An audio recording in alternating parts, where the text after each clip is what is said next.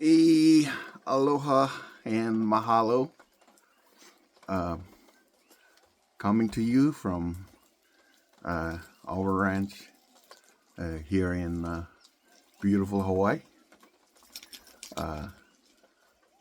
In this video, I will be talking about the real ID, and a lot of folks reaching out and want to know or want me to clarify a little bit more, but in our Chuukese. So I will be speaking in Chuukese, and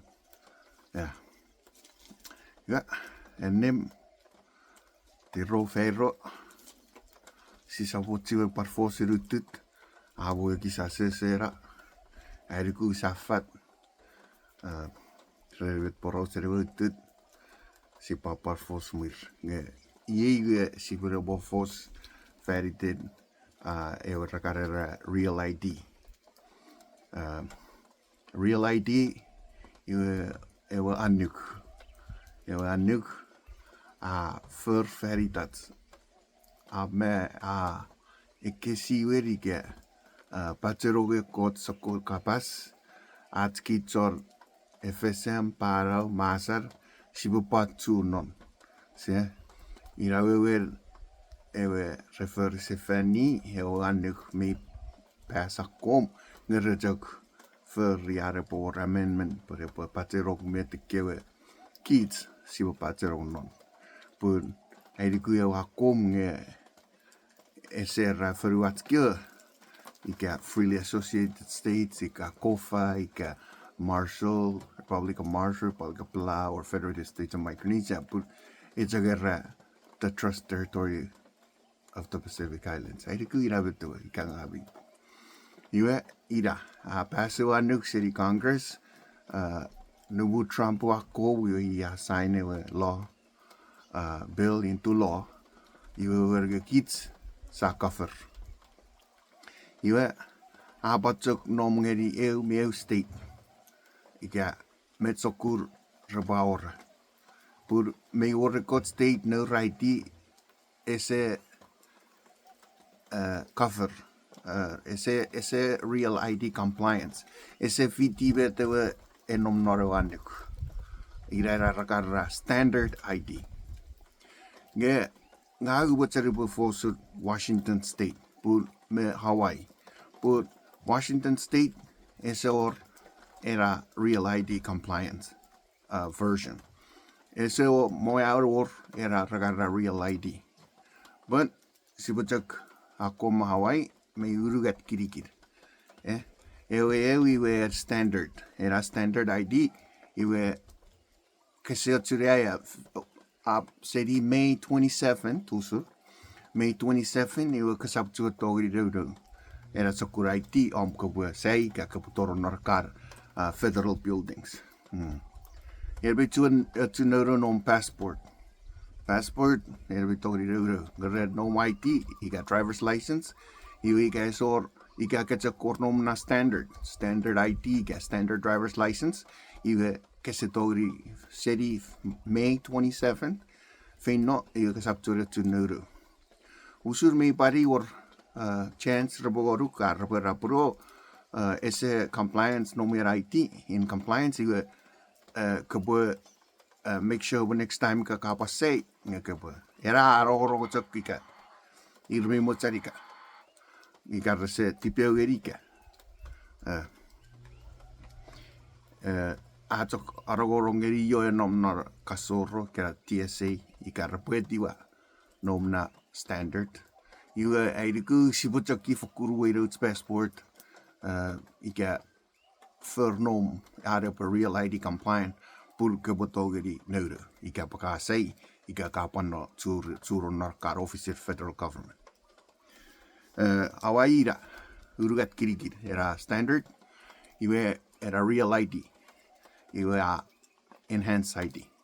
Era real ID, era kids siotsunodo, kids kofa, iga sorry FSM para masa.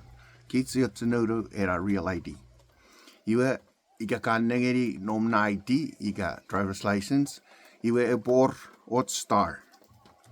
Hisine yet, pangaguru mire Hawaii, ira kapukura era star, ira era star, ira so kasi de bo it's a real ID. Ika pun enhance ira parmak enhance ID. Ngera chat America, my US citizens, not semiriti US citizen, ira retinura era.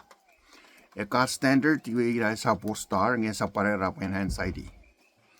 Ira red star Washington State, isa mo ya aurora real ID. Nori faso, me senator nes or ponon, ika Washington State e para ora era real ID. Ira kitsi mi pari for fos ngirir. Ngag me priwer me churriewe lowe representative noram town me Washington. Ora coffee arwe akobere posse. Iwe awatigaru awabe educated me ye se paside por ser foru atskar. Isi me Micronesia se paside.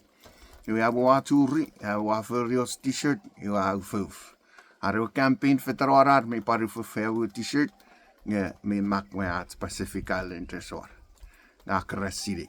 You have meeting or roika, so what's that look into ways for Robotoria or our real ID. Nirigit Chuukese no Washington.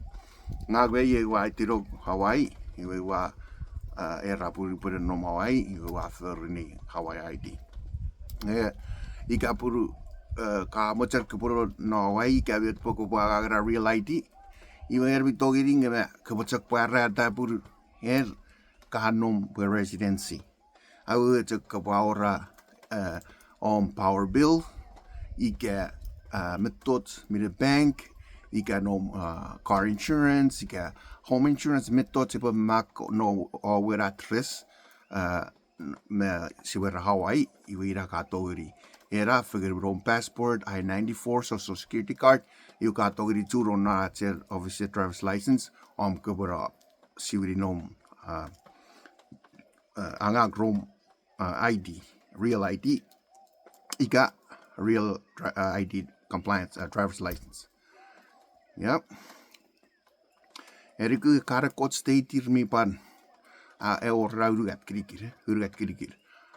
Era standard. Era standard kasi togri road travel. You are real ID. You know, real ID will get non-US citizen, non-immigrants like us. Kids or FSM, or masa, or para, kids with no. Era real ID. You are enhanced ID. Era you may require US passport.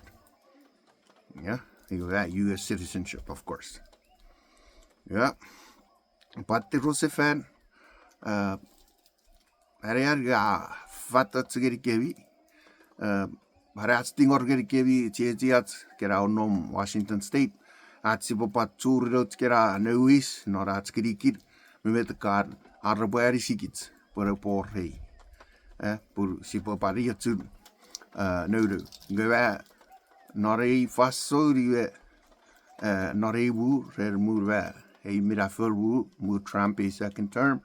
Or yeah, you sipa fokut roads passport kapo say kapo fon nor car office kapo chaku iro passport ika weso nom na real ID inga kato iro passport baida korotsia e korotsia siri la real ID e kotra sari la real ID fari did resab lucy no passport ne passport fokurotsia nampayo passport you kapo chaku ko ifedari especially noribu non passport I-94. Yeah, ariarga sa fatots ngeri kevi, especially just kera North Washington State, afkutigo rabi opo atsozo, tirik kewe, norwisevi kewe, noratskera non-profit organization, opkabakura atsozo for forcing it just kera repari sigits, but kids in North Washington State are repapara real ID. Ipo explain it for a case state made a case agurer we or standard ID, or a real ID, or a enhanced ID. Para with so good difference kiri IDs. Yeah, heriarga fatafatet for good the ro fei ro ngiri ki weisi ats kapok patutuburut ira i ki me motwar faru ajei ya i ka paora bi ka pasi si ka te kara watsak parwati no ratra comment sa parere go po support ira ajei channel and po like kira videos si kira mitsomong kira videos porosat kara po takaw faru to richari beti faru to risa atake to ria saruru pik to ria sawawa mota satak i kira mitsomong kira video rera po kayo seri apo marsire ye umetos me on notes kira video iwa ko kiso tabur ngeri samuri re faru eru ratag eru faru eru pur eru rasebet fukut ats feiro ats kiso geri pa kiso geri ats ancestors kids of faru ats kewa saf ko kiso pe ye kids we mar on notes or faru whatever yeah ats kapok so long. God bless and happy Sunday.